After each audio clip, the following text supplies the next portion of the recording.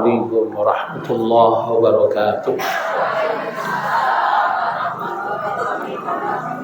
Alhamdulillahirabbil alamin wa bihi nasta'inu ala umuri dunya waddin.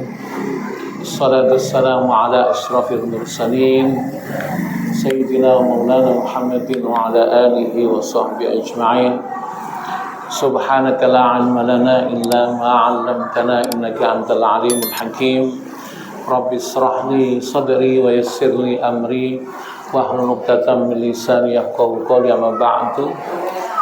Ibu-ibu kaum muslimah, khusus pada pengurus Masjid Taklim Ummahat Masjid As-Salam dan seluruh jajarannya yang mudah-mudahan semuanya dimuliakan oleh Allah Subhanahu wa taala.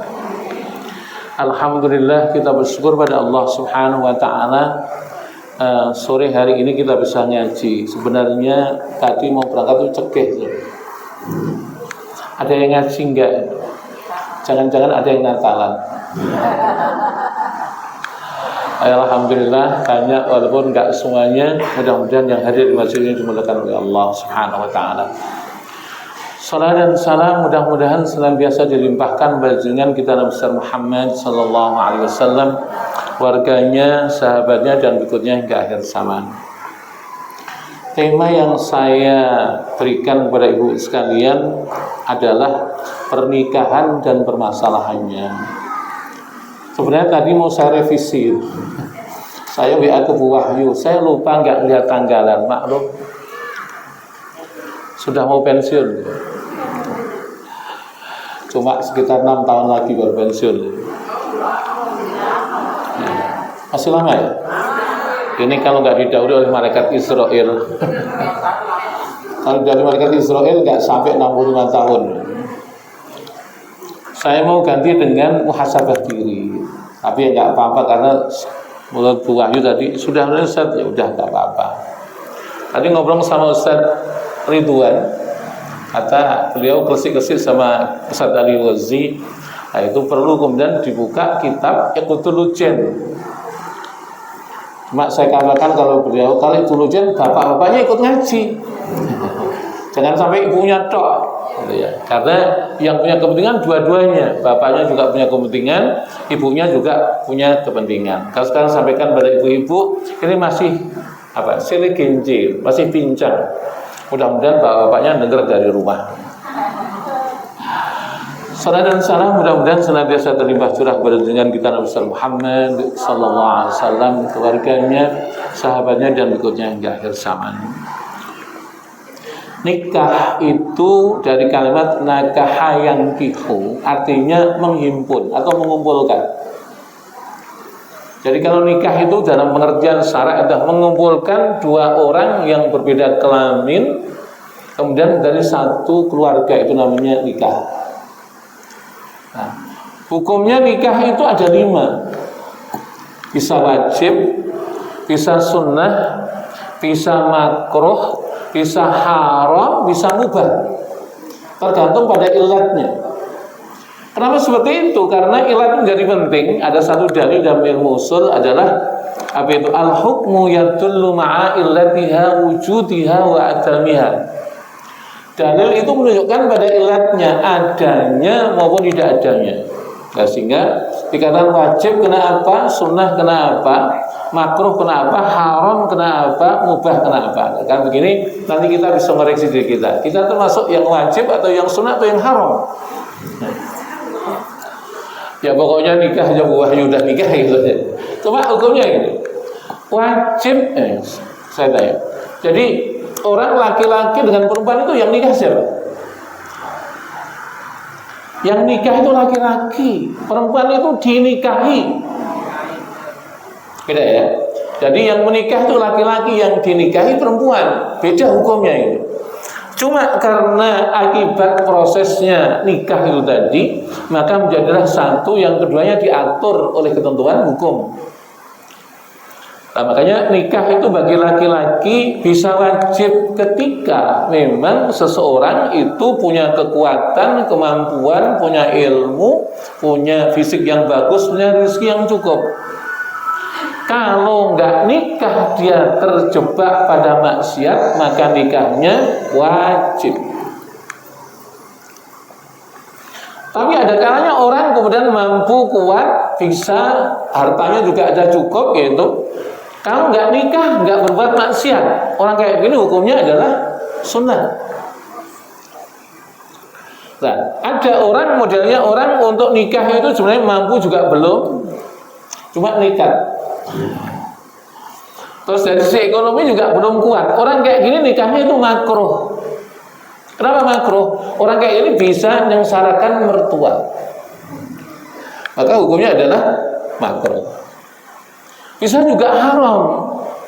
Orang nikah haram itu ada orang yang kemudian nikahnya berkeinginan untuk mencelakakan pihak istrinya, baik hartanya maupun kehormatannya. Ada nggak kira-kira cowok matre yang nikahnya karena pengen mendapatkan warisan? Ada nggak? Nah, orang kayak gini nikahnya haram. Ya, jadi ada yang haram. Tapi ada yang kemudian nikahnya mubah. Nikah ya karepmu, nggak nikah juga karepmu, itu nikahnya mubah. Nah, kalau seperti ini kira-kira kita nikahnya masuk kategori wajib, sunnah, makruh, atau haram, atau mubah? Ya, silahkan direnungkan masing-masing. Tapi memang nikah itu satu yang luar biasa. Ada hadis mengatakan an-nikahu nisfuddin. Nikah itu setengah daripada agama. Maknanya begini, Pak Sayuti, supaya nggak salah ya. Kadang-kadang ada orang melintir hukum itu.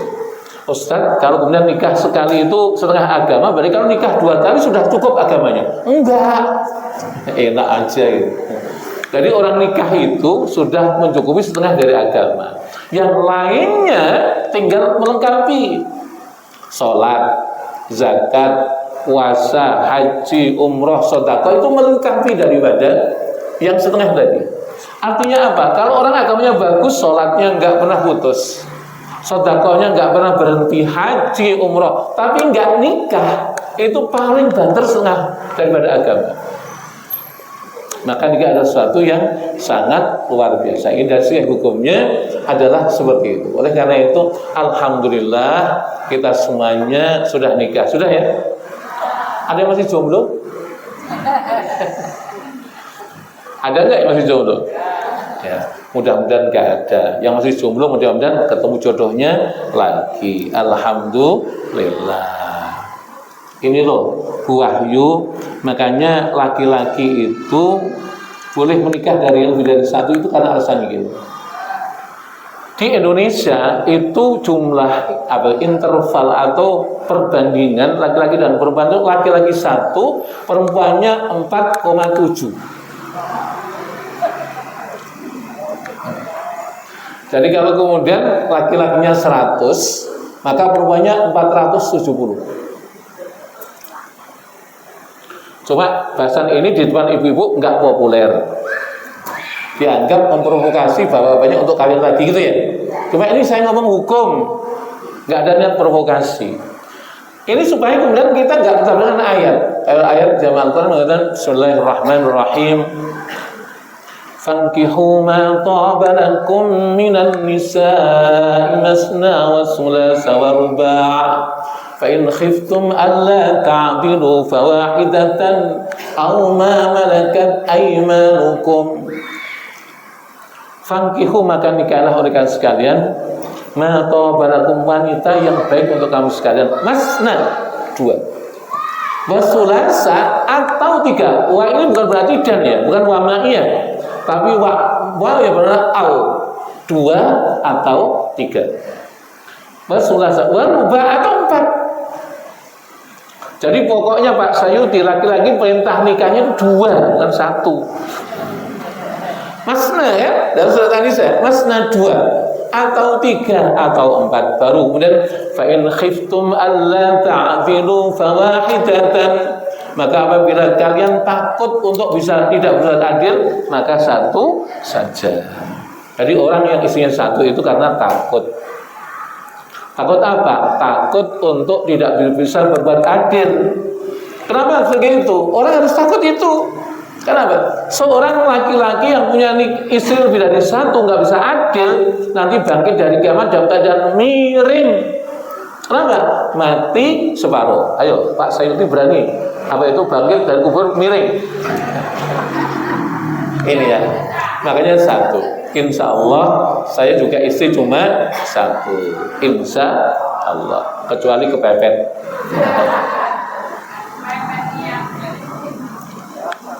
Saya itu dulu lama Bu di lembaga studi fatwa. Saya cuma advisor itu, ya penasihat saya. Ketua saya Pak Ma'ruf Amin itu. Kenal Pak Ma'ruf Amin kan? Tahu kan? Walaupun nggak kenal tapi tahu kan? Saya itu termasuk advisor yang paling muda. Nah, sering banyak orang datang itu untuk kemudian minta nasihat. Yang mau nikah juga minta nasihat, yang mau cerai juga minta nasihat. Suatu ketika ada seorang istri ketiga dari seorang duta besar. Umurnya masih 31 tahun Mbak Sayuti. Cantik, insya Allah cantik. Pinter, insya Allah pinter. Kaya, insya Allah kaya. Datang setelah konsultasi, kemudian dia pulang. Istri saya itu tanya begini, Mas, siapa itu Mas? Saya mengatakan, ini calon janda. Jujur kan saya itu calon janda. Apa kata istri? Awas kalau macam-macam. Padahal kemarinnya ngomong, dia punya kawan dari orang Aceh, Ayat Aceh gitu. Kemudian masih lajang. Ketika itu umurnya masih 41 tahun. Dia mengatakan sama saya, Mas, kalau mau lagi, ini teman saya baik, nggak apa-apa saya ngomong gitu. Saya bilang, kamu ngomongnya ngawur. Nanti kalau ada setan adu-adu gimana? Enggak Mas, saya ridho, enggak apa-apa Mas, teman akrab saya enggak apa-apa. Ngaco saya bilang. Tanggal muda saya ngomongnya ngaco. Kalau tanggal tua ngaco kan wajar. Nah, saya pikir ketika ada istri duta besar ngomongnya gitu lagi, ternyata beda. Saya ngomong sama dia, Dik, kalau seorang istri itu ridho suaminya nikah lagi, tapi suaminya adil, maka kemudian wanita itu berhak untuk masuk surga. Mau nggak ibu masuk surga? Mau nggak? Mau nggak ibu suaminya nikah lagi? Istri saya ngomongnya juga kayak gitu. Banyak jalan menuju surga Mas. Banyak. Jangan lewat jalan yang itulah, cari yang lain. Aduh ya Allah, namanya perempuan itu pintar-pintar, paling kan pintar ngomong. Ini ya, jadi agama itu memadai seperti itu. Cuma memang ada ancaman di belakangnya. Fa in khiftum alla ta'dilu fawahidatan aw ma malakat aymanukum. Apabila kalian takut untuk tidak bisa beradil, ini khitabnya yang dijualnya adalah laki-laki. Karena yang nikah laki-laki.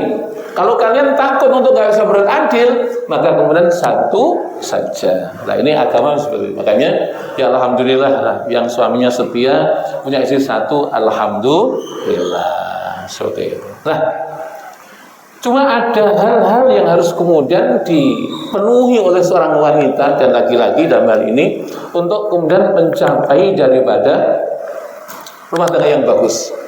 Kan di dalam surat Ar-Rum yang ini banyak dibaca ketika akan nikah.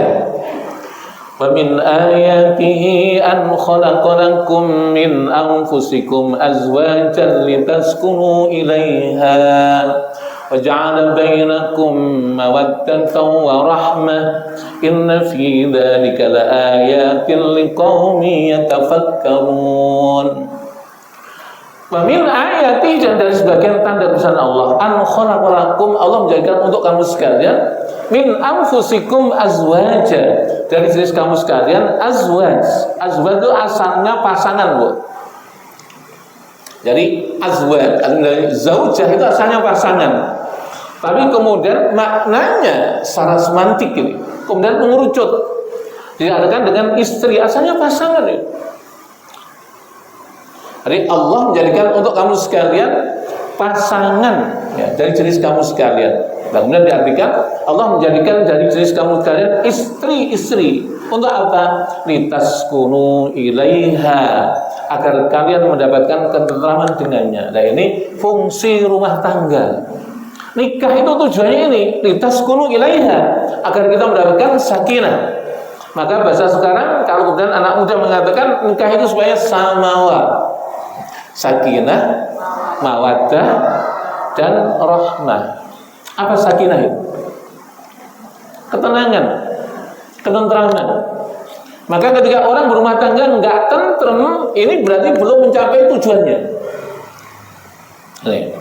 Jadi ada kan urusan kemudian suami istri gemerung, apa itu namanya, gemerah terus. Kok gemerah kayak kucing aja, tapi ribut terus gitu. Ada kayak gitu. Tapi kalau seperti itu, maka ada masalah besar gitu. Yang kemudian orang harus berani mengoreksi dirinya untuk sampai bisa sakinah. Mawaddah itu saling mencintai. Cinta. Kalau misalkan cinta itu fisik, rahmah itu kasih sayang. Nah, kalau kasih sayang nggak ada urusan dengan fisik. Nah, rumah tangga kayak gitu kata Allah, litaskunu ilaiha, seperti agar kamu sekarang mendapatkan ketenangan. Jadi tujuan rumah tangga adalah ketenangan. Dan disinilah kemudian dibutuhkan piranti-piranti yang panjang ketika orang mau namanya rumah tangga.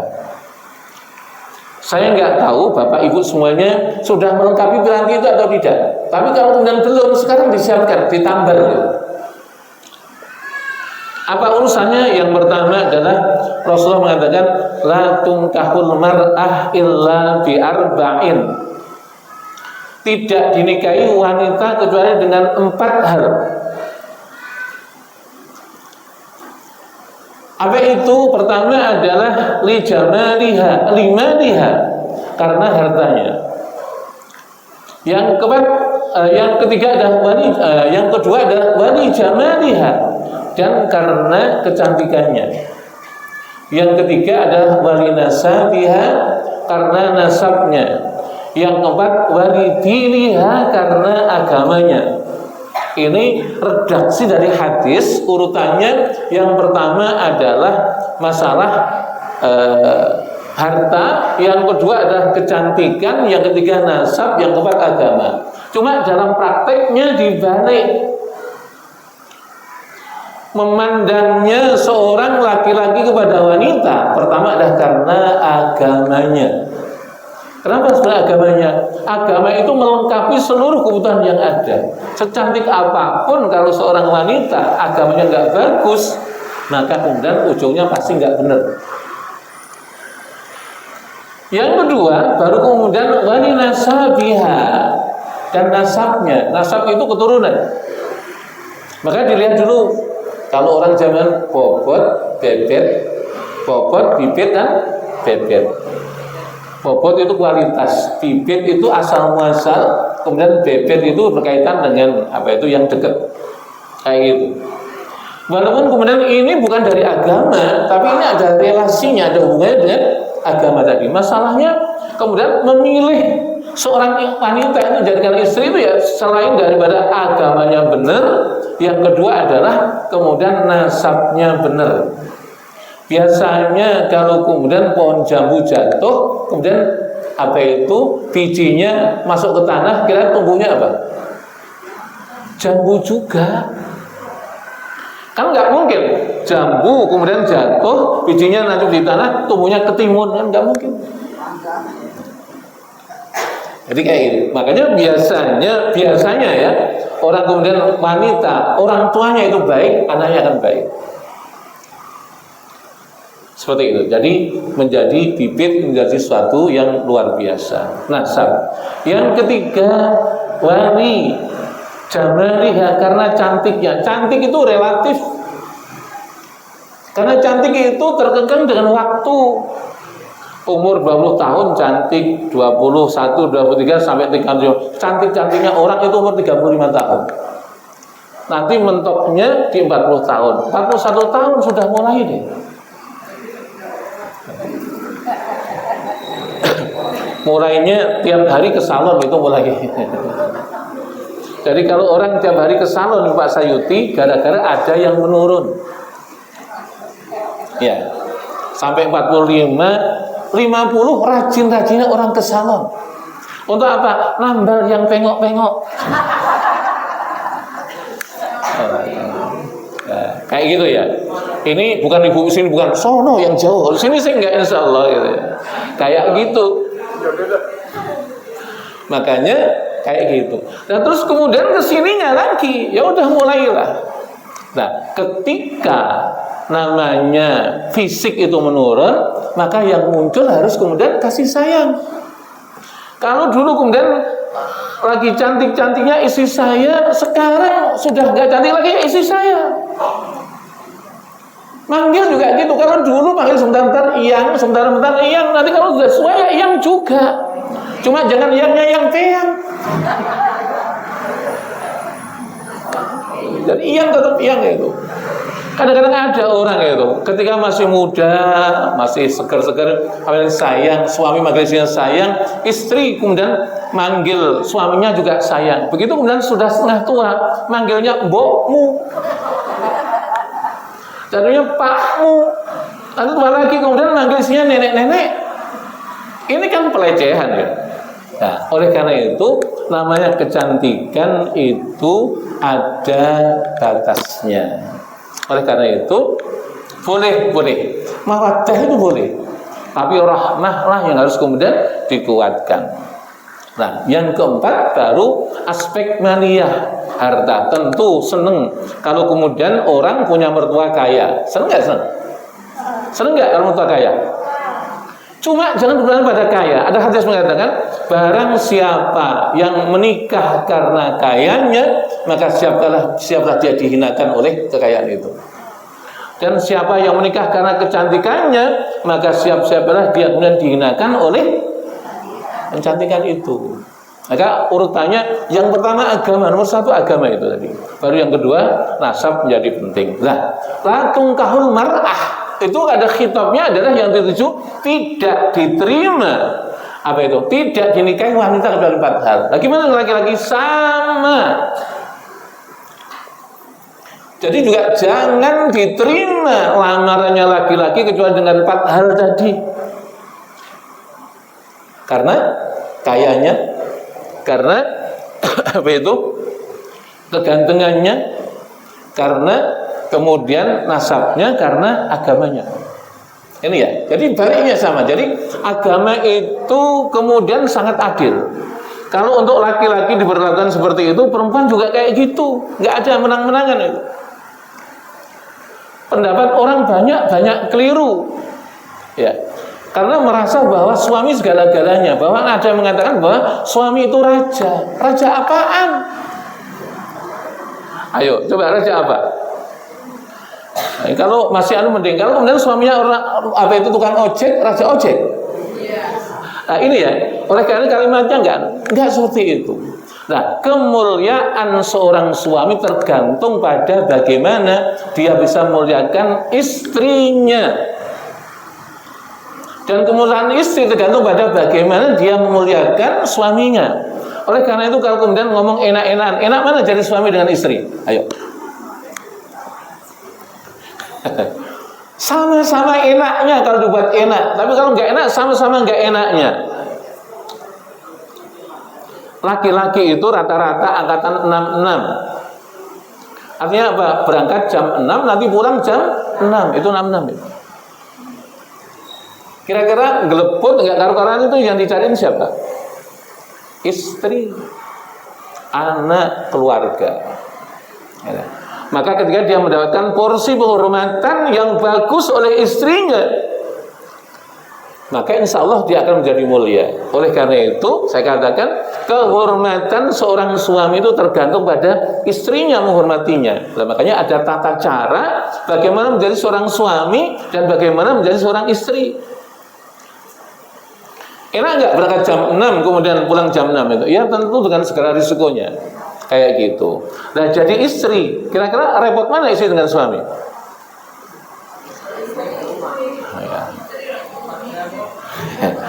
Ini kalau mengatakan repot istri namanya nggak bersyukur jadi istri. Istri itu, saya katakan, istri itu menjadi mulia setakar dengan bagaimana dia bisa memuliakan suaminya. Gitu. Oleh karena itu betul, istri sebelum suami bangun barangkali udah bangun jam 3 atau jam 4 sudah bangun, masakin suami, masakin untuk anak. Yang dapat pahala suami atau istri? Ya, ayo ngomong nggak enak gitu. Terus kemudian nyiapin untuk suaminya ke kantor, yang dapat pahala siapa? Istri. Nyiapin anak untuk sekolah, yang dapat pahala siapa? Istri. Kayak gitu. Nanti kemudian sampai malam, suami pulang malam, kemudian ngerawat suami, dapat pahala siapa? Istri. Makanya banyak. Ini ya. Makanya jangan ngeluh, nggak enak jadi istri. Gajinya nggak jelas. Kalau suami gajinya jelas, enggak seperti itu. Nah, dalam Islam itu prinsipnya menganut kesetaraan antara suami dan istri. Tidak masalah pada perbedaan gendernya, tidak. Tapi kemudian masalah ini ya. Dan ini harus kemudian dipahami betul sehingga tidak ada keluh kesah ketika kemudian seorang istri ketika merawat, berbakti, kemudian termasuk kemudian mengelola anak. Enggak usah. Kenapa? Pahala. Ini ya, pahala. Dan ini nggak dimiliki oleh seorang suami. Makanya mohon maaf, istri ini adalah makhluk yang termasuk pertama-tama masuk surga itu istri. Bahkan kalau suaminya soleh sekalipun, yang masuk surga adalah istri. Dalam satu riwayat hadis dikatakan, nanti akan masuk surga seorang istri itu setengah hari melebihi suaminya. Kalau dikonversikan dengan tahun akhirat, dengan tahun dunia, setengah hari 500 tahun. Istri sudah masuk surga 500 tahun, suaminya masih nungguin. Maka bersyukur nggak jadi istri? Nggak bersyukur nggak dapat pahala. Itu ya. Ini enaknya. Ini lumayan mulianya seorang istri. Dan suami ada sendiri.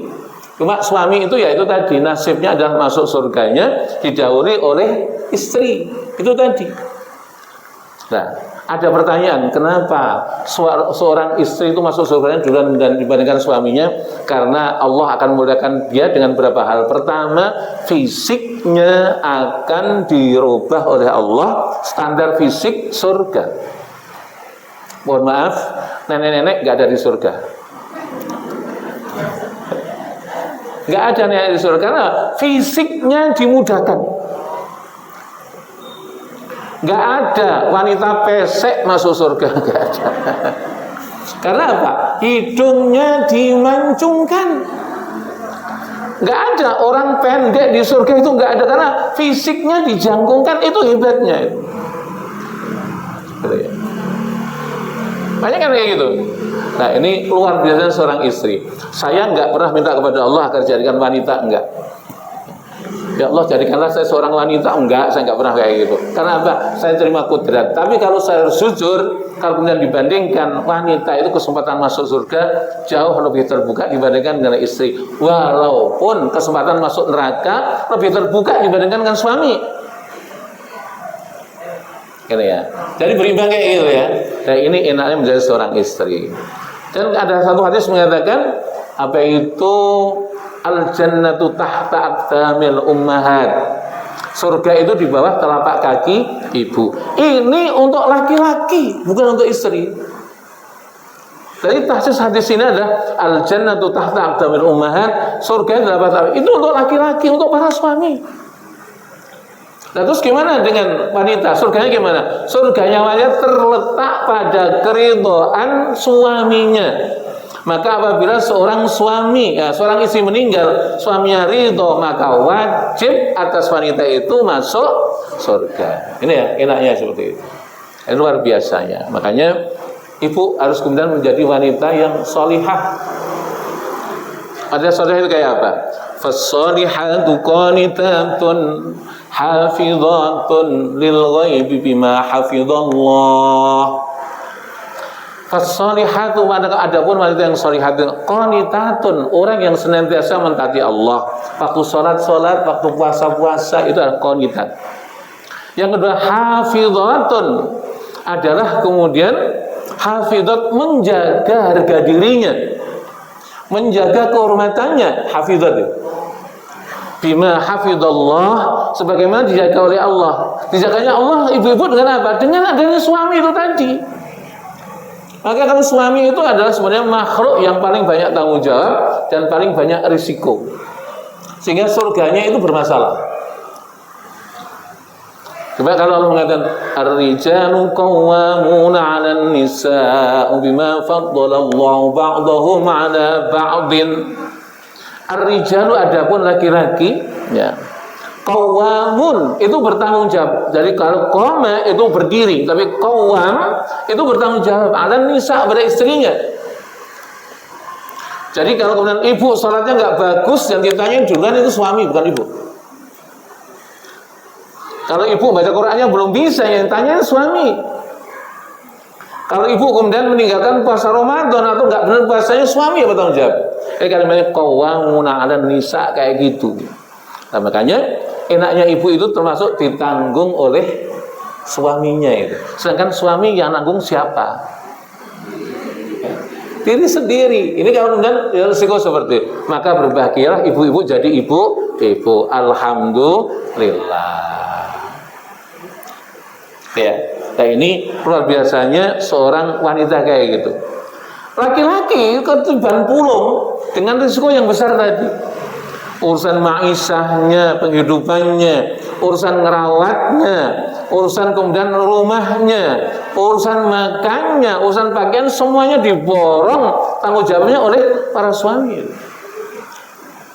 Nah, maka di sini kemudian seorang istri punya tanggung jawab besar. Kata Rasulullah SAW, seandainya boleh orang sujud kepada seorang, maka akan wajibkan wanita sujud pada suaminya. Sampai seperti itu. Makanya ya seperti itulah. Nah sekarang ini zamannya sudah zaman emansipasi. Emansipasi atau emansisasi? Emansipasi itu saya katakan bukan berasal dari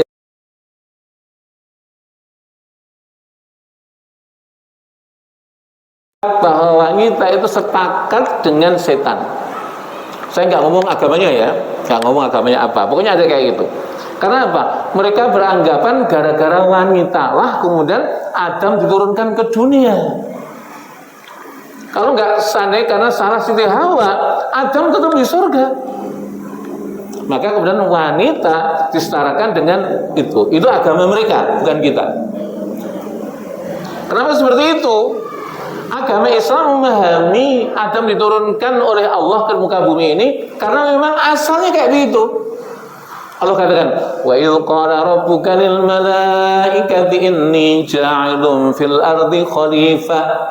Wa idz qala rabbuka, dan ketika Tuhan, ingatlah ketika Tuhanmu berkata, inni ja'ilun fil ardi khalifah. Sesungguhnya aku akan menciptakan di muka bumi ini khalifah, pemimpin. Khalifah itu penghuni, khalifah itu wakil, khalifah itu pengganti. Jadi Adam diturunkan oleh Allah Subhanahu wa ta'ala ke muka bumi itu adalah karena sudah direncanakan oleh Allah. Sudah ada desain dari Allah Subhanahu wa ta'ala, memang Allah akan menurunkan kepada dunia ini. Untuk dunia ini ada manusia yang dimulai dari Nabi Adam alaihissalam, bahwa Siti Hawa yang salah itu proses yang orang tidak boleh meninggalkan keterampilan proses ini. Karena Allah jadikan seperti itu. Jadi tidak ujuk-ujuk kemudian Nabi Adam sama Siti Hawa dilemparkan ke dunia. Enggak kayak itu.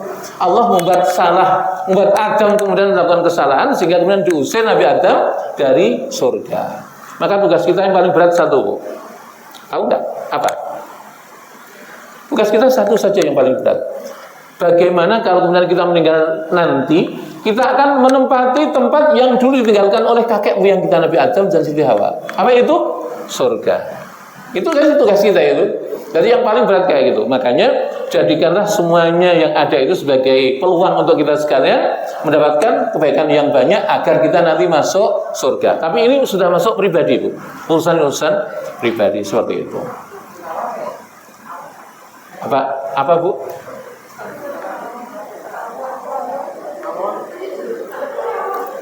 Ada kelelawar. Oh, tawon. Tawon itu akan mengeluarkan madu. Cuma madunya di mana, tawonnya di mana? Mau madu, Bu? Mau madu nggak? Suka madu nggak? Kalau di madu?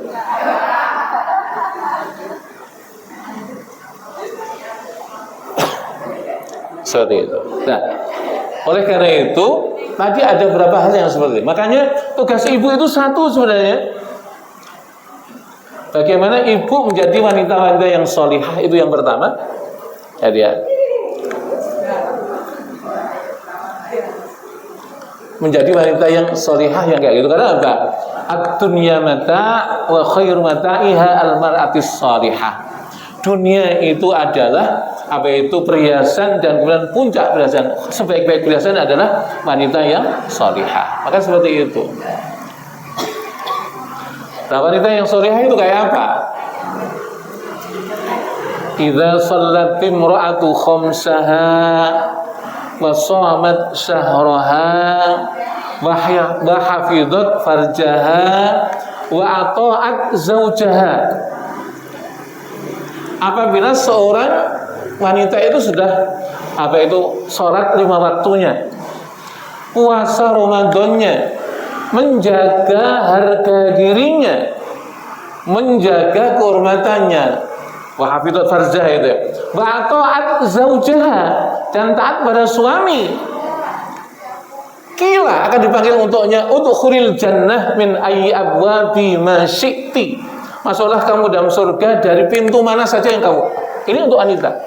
Dan gak ada laki-laki. Dan hebatnya wanita yang solihah itu adalah dia bisa memberikan syafaat untuk suaminya. Jadi kalau ada barangkali suaminya kecekluk atau kesandung karena urusannya di luar rumah kan, berkaitan dengan ma'isyah itu, kehidupan itu susah. Maka kalau kemudian dia sampai berdosa dengan itu, maka istrinya yang di surga itu bisa memberikan syafaat. Jadi ketika mendapatkan pengetahuan bahwa suaminya masih di neraka, dia akan mengatakan, ya Allah, saya jadi kayak begini karena suami saya. Suami saya memfasilitasi saya untuk ibadah. Suami saya ngajak haji, suami saya ngajak umrah. Suami saya membolehkan saya mengaji, ya Allah. Walaupun apapun, seperti apapun kesalahannya, ampunlah dia, ya Allah. Suami yang di neraka itu diangkat oleh Allah gara-gara istri. Ini ya. Jadi istri yang solihah itu bisa memberikan syafaat. Sementara seorang suami sesoleh apapun nggak bisa memberikan syafaat kepada istri. Cuma mohon maaf, ini jangan jadi senjata.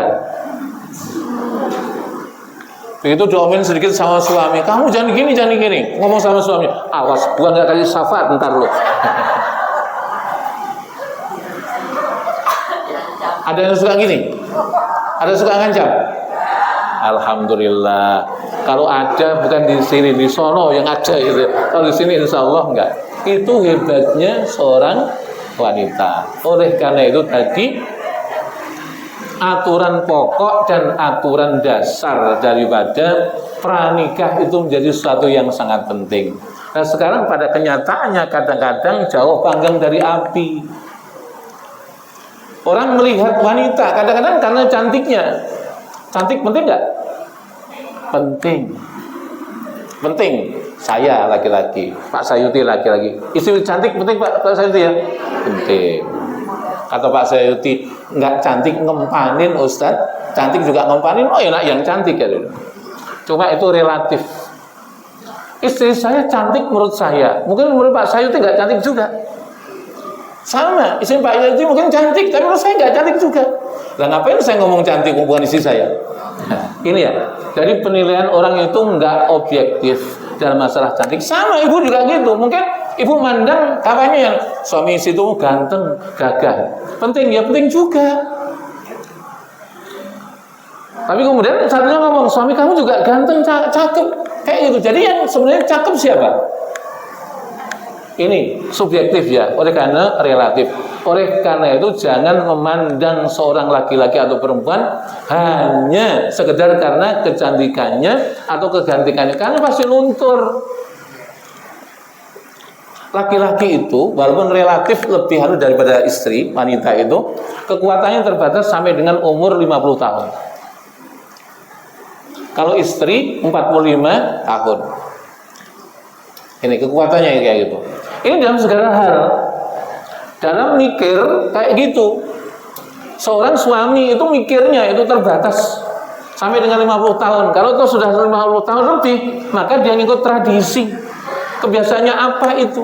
Wanita juga sama gitu. Saya punya mahasiswa banyak, Bu. Termasuk kemudian karena ngajar di S2, di Pascasarjana itu, banyak sekali orang-orang yang sudah umur 45 tahun nggak lulus-lulus. Ya, ada yang istrinya Kakanwil, Kementerian Agama, macam-macam ya, gitu. Karena ngejar karir harus menyelesaikan S2. Susah banget itu. Cuma ya saya paham. Karena apa? Karena sudah di luar standar. Wanita itu sudah 45 udah turun.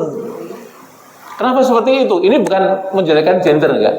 Wanita itu tiap menstruasi gugur 50.000 sel otaknya. Jadi tiap menstruasi seperti itu. Untung kemudian di cover dengan makanan yang bergizi. Makanya kalau ibu-ibu sudah umur 40 tahun, wisata yang paling bagus itu wisata kuliner.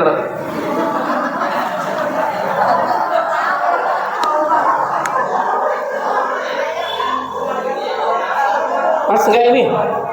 Pas enggak ini? Cuma juga bikin menunya yang bagus. Ini jauh-jauh kemudian cuma ke ke Garut, cuma nyari ikan asin sama lalap ya.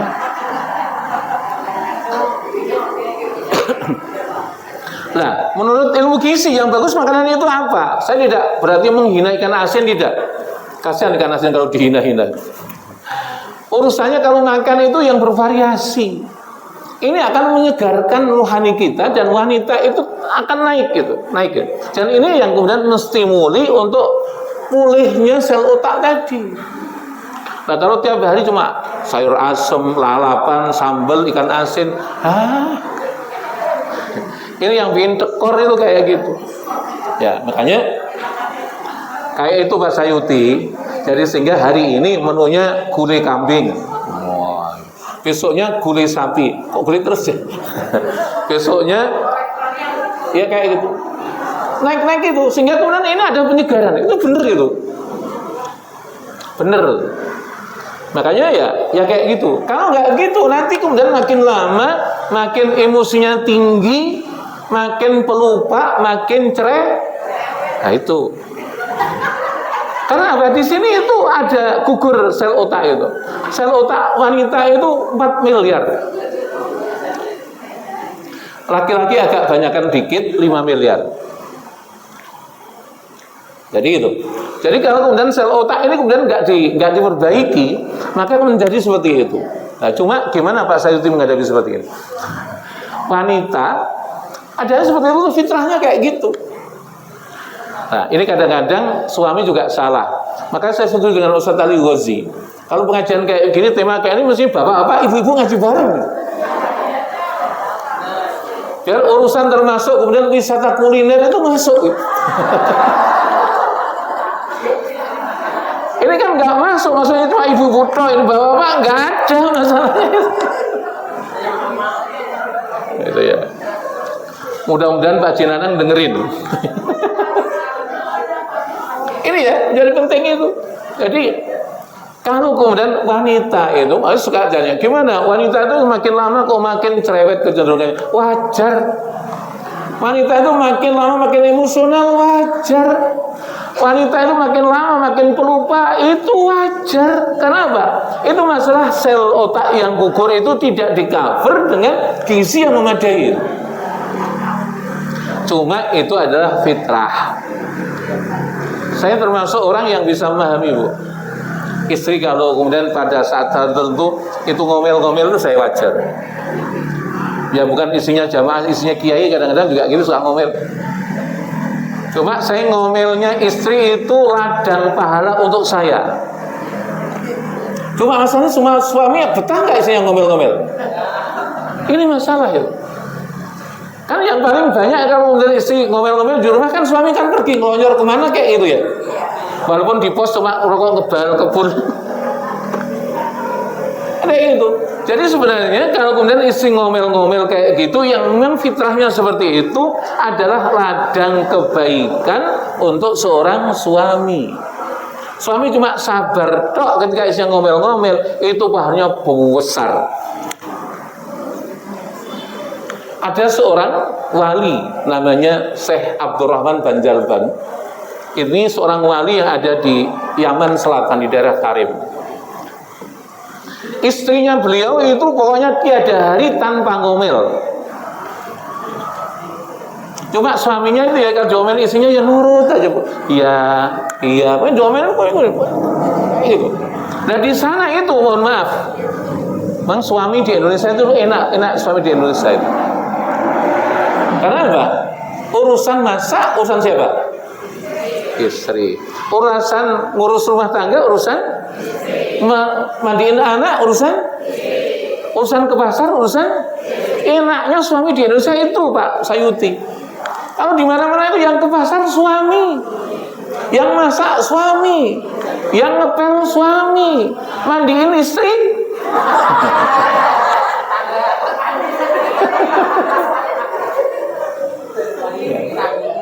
Sampai kayak gitu itu. Sebenarnya seperti itu.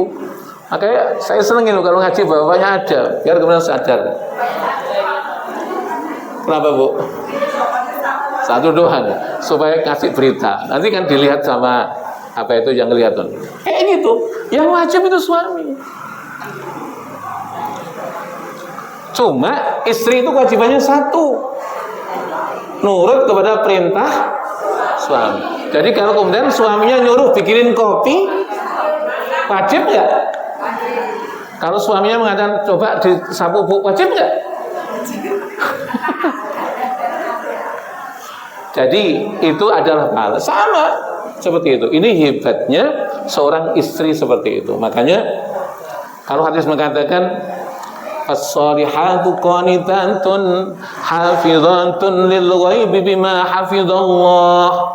Kalau kemudian hadis yang lain adalah kemudian idza shallati imra'atu khamsaha wa shamat syahraha wa hafizat farjaha wa ata'at zawjaha. Wa ata'at zawjaha ini yang menjadi penting. Maka kemudian akan dikatakan untuknya nanti kepada istri, masuklah kamu ke dalam surga dari pintu mana yang kamu mau. Makanya ibu harus tahu seleranya suami kayak apa. Suami pulang dari kantor jam berapa, Bu? Enggak tanya yang udah pensiun, enggak. Yang suaminya masih aktif. Jam berapa dia sampai rumah? Jam 5. Atau jam 5. Jam 5 kurang seperempat, rumah rapi dulu. Jadi sudah dipel, sudah disapuin. Jam 5 kurang 10, anak-anak sudah mandi. Jam 5 kurang 5, ibu sudah dandan dan berdiri di depan pintu. Ya. Menyambut suami. Itu. Jadi kalau kemudian suami prok assalamualaikum, jangan jawab dulu, senyum dulu. Waalaikumsalam. Pegang tasnya dari tangan kiri, kemudian pegang tangannya, kemudian yang kanan dicium. Jangan lupa cium pipi kiri sama kanan. Insya Allah suami pulangnya tepat waktu.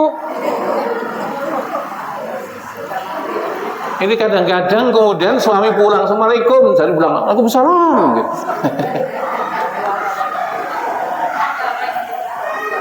Rumah masih berantakan, anak masih cemong, dia sendiri belum mandi, pakai daster sobek lagi.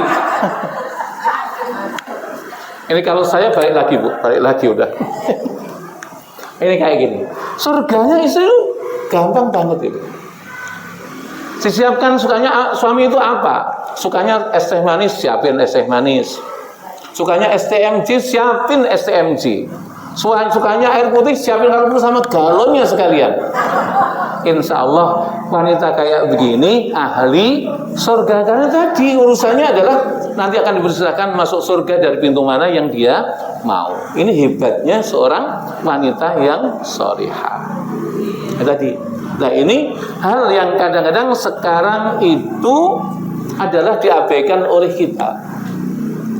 Ya, banyak diabaikan. Karena apa? Kayak pengantin baru saja. Banyak orang ngeluh loh, Bu. Ustaz, mohon maaf, Dulu istri saya itu sangat setia sama saya. Sepatu itu semantai kalau mau berangkat ke kantor itu bersih. Kemudian baju udah disiapin Ustaz, dasi udah siapin, semuanya udah siapin Ustaz. Dulu, dan sekarang udah pensiun Ustaz. Beda banget Ustaz. Dulu kalau pagi disiapin kopi, sekarang enggak Ustaz. Jadi kalau kemudian saya ngomong, mah kok nggak ada kopinya, bikin sendiri. Oh gitu.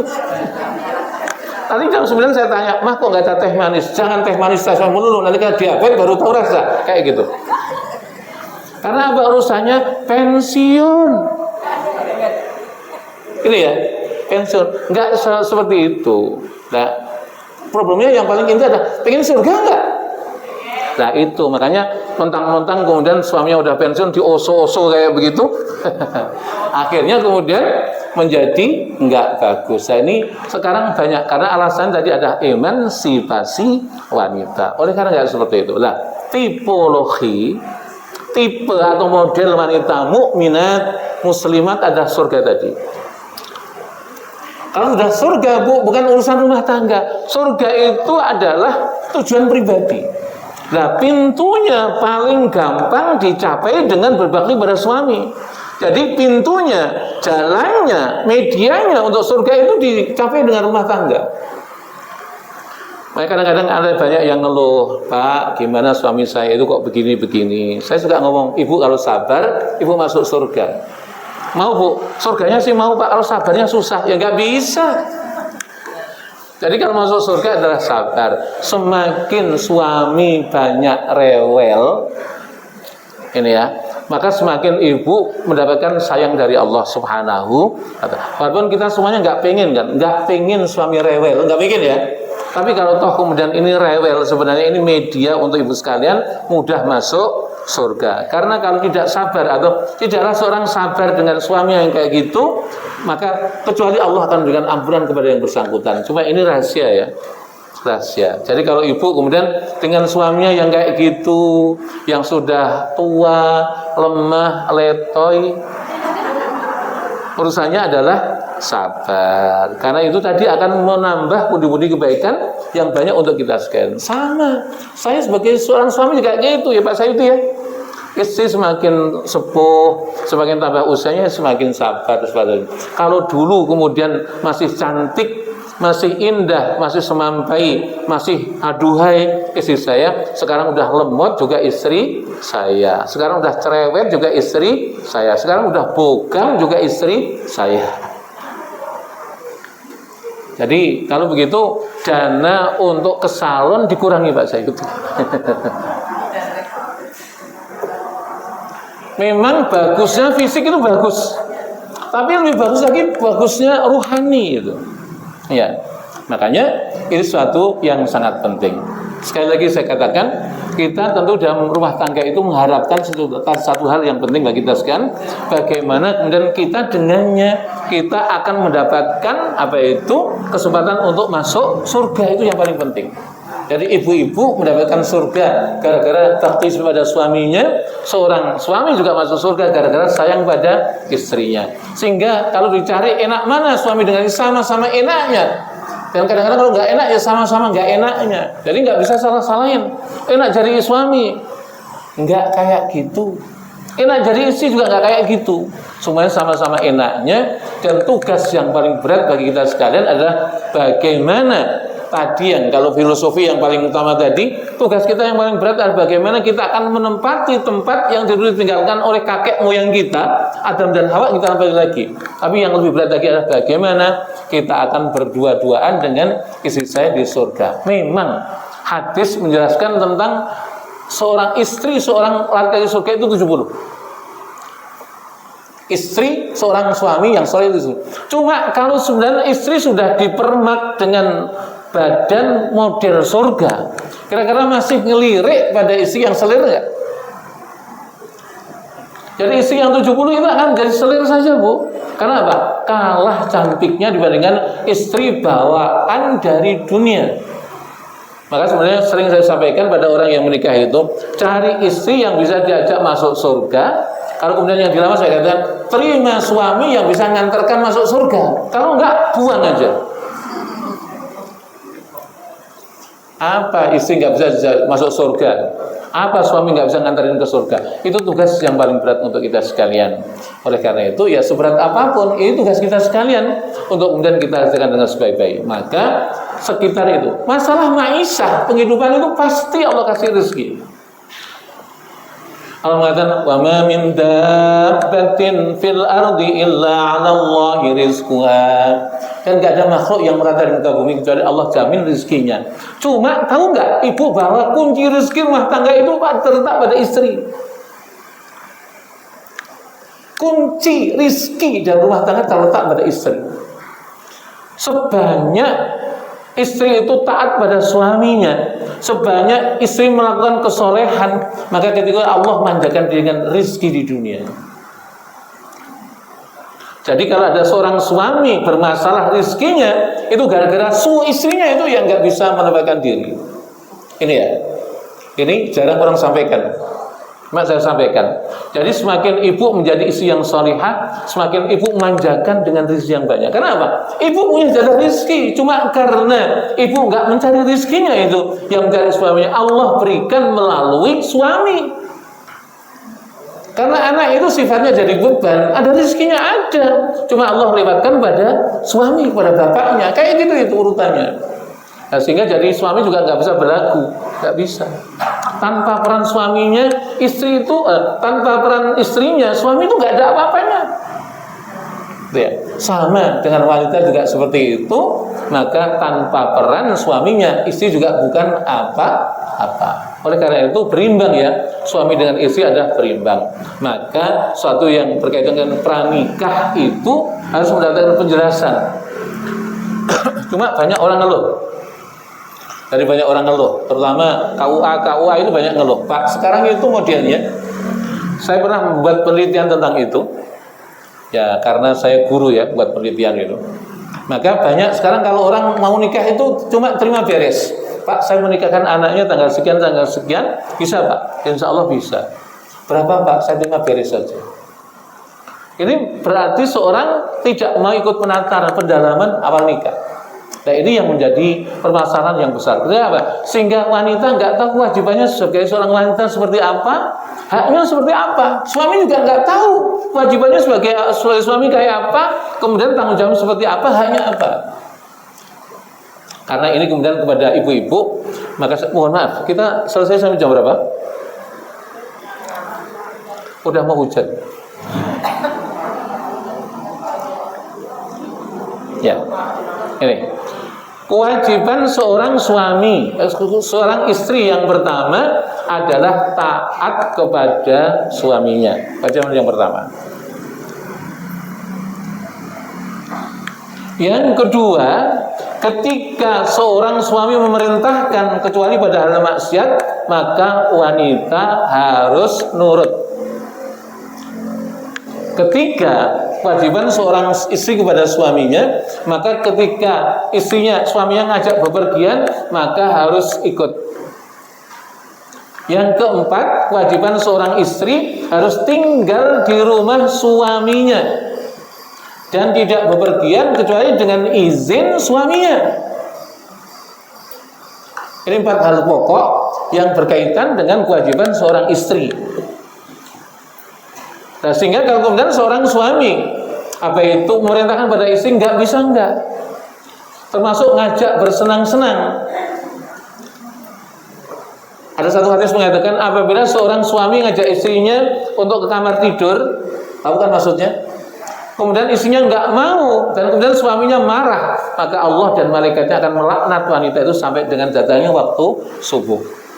Maka wajib. Maka Nabi menggambarkan sampai ketika istrinya cemong-cemong karena di dapur, suaminya ngajak harus ngikuti kayak gitu ini. Kewajiban seorang suami istri kepada suami.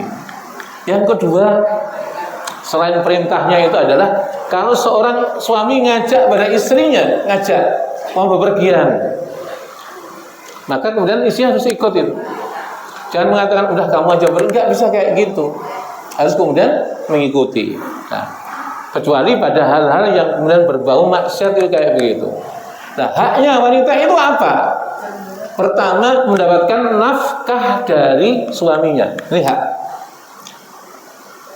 Yang kedua, hak istri ini adalah mendapatkan pakaian, tempat tinggal ini dari suaminya, jadi berhak. Ya. Yang ketiga, berhak tidur dengan suaminya paling enggak 1 malam dalam 4 malam. Ada enggak yang suaminya tidurnya di ruang tamu? Ada enggak? Enggak ya, alhamdulillah. Tapi ada model-model suami yang maunya tidur di apa itu? Di ruang tamu. Kenapa Pak tidur di ruang tamu? Gerah. Ada kayak ini enggak benar juga ya. Nah, yang kelima, seorang istri itu berhak mendapatkan bersenang-senang dengan suaminya paling tidak 1 malam dalam 4 bulan. Tahu kan bersenang-senang maksudnya seperti apa? Ini adalah hak istri. Maka makan, pakaian, tempat tinggal, ya itu adalah harus didapati oleh seorang suami, oleh seorang istri daripada suaminya. Ini hak pokok dasar seperti itu. Dari pakaiannya kayak apa? Nah, makanannya kayak apa? Ini harus kemudian mengandung perimbangan juga. Kalau suami makan sate, maka istri harus makan sate. Jangan suaminya makan sate, istrinya pakai sayur asem, nggak matching. Ya. Kalau kemudian suaminya apa itu pakaiannya ala Sogo, istrinya jangan kemudian pasar impres, jangan murah meriah, enggak, gitu ya. Dan ini kewajiban kain. Kalau kemudian suaminya adalah kemudian menikmati kenikmatan fasilitas, maka kemudian apa itu istrinya juga mendapatkan kenikmatan yang ada di fasilitas. Ini harus. Mohon maaf kadang-kadang kemudian orang keliru, suami enak-enakan di luar, istrinya makan apa adanya, nggak bisa seperti itu, nggak bisa dibenarkan. Maka banyak yang ngeluh gitu, Pak, saya itu kalau pengen makan enak di luar, Pak. Kenapa sulit itu, Pak? Memang kalau istri saya itu rajinnya kayak itu, ikan asin, sambal, lalapan, sayur asem. Besoknya lagi sayur asem, lalapan, sambal, ikan asin. Puter kayak gitu. Alasannya ngirit. Boleh nggak ngirit? Sekali-kali. Tapi kalau ngirit terus, Anda nggak punya gizi yang memadai, ujungnya sakit, stroke duluan. Ini ya. Nah, ini yang kemudian harus ya. Oleh karena itu tadi kewajibannya saya sudah sampaikan.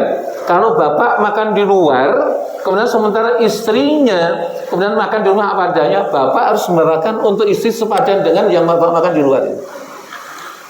Cuma jarang juga yang kayak gitu. Nah ini ya.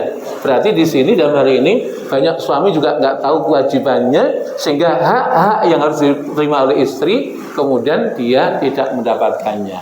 Yang salah siapa? Ini masalahnya. Oleh karena itu harus berimbang. Karena sudah mulai hujan, saya juga agak bingung. Sudah mulai hujan ya? Sudah mulai hujan. Ya. Mungkin ada tanya jawab.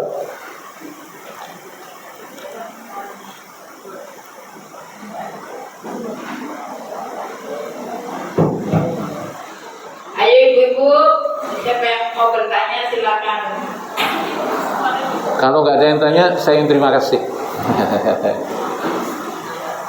Ayo sebenarnya banyak mau nanya, cuma belum mikir apa yang mau ditanya. Ayo Buati. Ayo apa nanya apa kek? Ayo. Ya udah, nggak butuh tanya karena udah paham. Saat. Tanya ibu ya. Ya. Ya udah, mungkin udah pada paham semuanya Ustaz. Pada paham dan takut kehujanan. Ya? Tahu dong. Ini saja yang kita bahas. Tentu kemudian ada kitab secara detail yang bahas ini tentang fikun nisa. Fikun nisa itu kalau kita pokoknya ikut dulujen, itu detail betul. Ya, sehingga kita akan lebih tahu seperti apa sih. Ini berkaitan hak dan kewajiban wanita. Nah, insya Allah kalau kita membaca itu akan tahu persis. Cuma ini prolog awal saja. Saya sampaikan betapa sebenarnya jadi suami juga nggak enak-enak amat. Sebagaimana jadi istri juga nggak ringan-ringan amat. Semuanya punya risiko yang sama. Cuma masalahnya gini, semakin beratnya seorang menjadi istri, semakin kesempatan masuk surga terbuka. Semakin susahnya orang jadi suami, maka kesempatan masuk surga semakin terbuka. Itu saja yang jadi patokan. Sehingga kemudian kita akan selalu berusaha sekuat mungkin bagaimana kita menjadi istri yang terbaik dan suami yang terbaik. Mudah-mudahan kita semua dirahmati oleh Allah. Al-Fatihah. A'udzubillahi minasyaitonir rajim. Bismillahirrahmanirrahim. Alhamdulillahirabbil alamin arrahmanir rahim maliki yaumiddin. Iyyaka na'budu wa iyyaka nasta'in shiratal mustaqim shiratal ladzina an'amta 'alaihim ghairil maghdubi 'alaihim waladdallin. Amin. Ini saja. Mudah-mudahan Allah merahmati kepada kita sekalian, menyayangi kepada kita sekalian, berikan rezeki yang banyak, yang barokah untuk ibadah kepada Allah Subhanahu wa taala. Anak-anak kita jangan anak-anak yang soleh dan solihah, rumah tangga kita jangan rumah tangga yang sakinah, mawaddah, warahmah. Kita tutup kajian kita dengan baca doa kafaratul majelis.